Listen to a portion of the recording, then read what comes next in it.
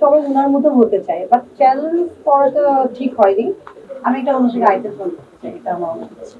আমরা একটু শাকিব খানকে নিয়ে কথা বলি। আমরা শাকিব খানের বিপিএল চলতেছে, ওনার নতুন নামা বের হয়েছে এবং শাকিব খানকে নিয়ে আমরা কথা বলি।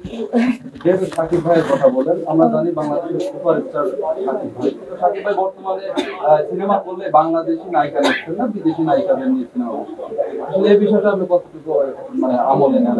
বাংলাদেশে নায়িকাদেরকে নিয়ে সিনেমা করছে না, বাট একটা বিপিএল অনেক বড় সং করেছে, সব বাংলাদেশি মডেল, দেখেছেন? তো উনি আসলে সবকিছু মিলিয়ে মিলিয়ে করছে, যেখানে যেটা দরকার সেখানে সেটাই করছে। বাংলাদেশের মেয়েরা ইদানিং ওদেরকে নিয়ে সিনেমা করতে গেলে অনেক নিউজ হচ্ছে, উল্টাপাল্টা কথা বলছে, প্রেগনেন্ট, এটা সেটা। তো সেই ক্ষেত্রে ওনাদেরকে নিয়ে বিনোদন করেছে এবং অনেক টাকা এটার মধ্যে ঢেলেছে।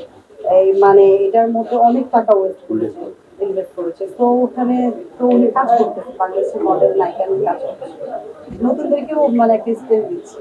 কি সামনে আছে ওনার সঙ্গে যদি একটা কাজ করতে পারে, মানে আপনি যদি চান্স পান সাকিব খানের সাথে সিনেমা করবেন, সিনেমা নাকি ওনার সঙ্গে যদি একটা আমি মানে আছে না, যে কোনো গান আছে, বিভিন্ন ছোট একটা লিড ক্যারেক্টার হোক, আছে না আইটেম সং আছে, আমি একটা অনুষ্ঠানে আইটেম সং করতে চাই, এটা আমার মনে হচ্ছে।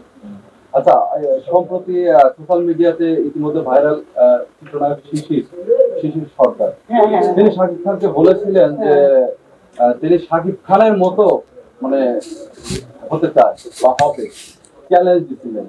আসলে এটা শাকিব খানের সাথে চ্যালেঞ্জ দেয়, এটা আপনি কিভাবে দেখেন? শিশির সরকার শাকিব খানের সাথে শিশির সর্দারকে আমি চিনি, হ্যাঁ, খুবই ভালো, বাট নতুন তো আসলে সামনে একটা ড্রিম থাকে।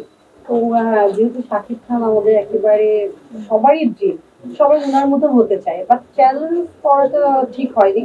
হয়তো বা বলা উচিত ছিল ওনার মতন কাজ করে দর্শকের মনে একটা জায়গা করে দিবে, যেহেতু তারা ওনার পরশুদিন না কালকে সিনেমাটা গতকাল একটা রিলিজ হয়েছে। তো আমরা যখন দর্শকরা ওনার মুভি দেখবো, তখন আমরা পার্থক্য করবো যে কে আসলে শাকিব খান, কে শিশির খান, তাই না?